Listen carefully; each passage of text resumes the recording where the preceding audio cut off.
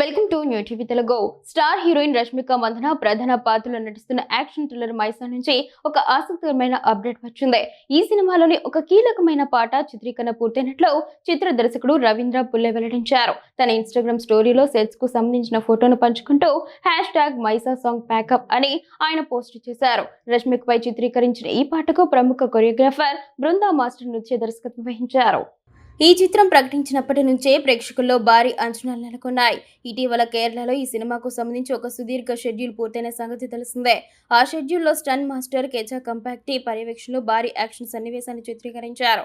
ఇందులో రష్మిక స్వయంగా కొన్ని హై ఇంటెన్సిటీ యాక్షన్ సీక్వెన్స్లలో నటించినట్లు సమాచారం. ఈ యాక్షన్ సన్నివేశాల్లో సహజంగా నటించేందుకు రష్మిక థాయిలాండ్లోని బ్యాంకాక్లో ప్రత్యేక శిక్షణ తీసుకున్నారు.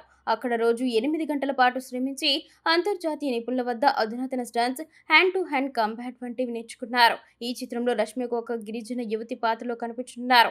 శారీరకంగా, మానసికంగా ఎంతో శ్రమ అవసరమైన ఈ పాత్ర కోసం ఆమె ప్రత్యేకంగా సిద్ధమయ్యారు.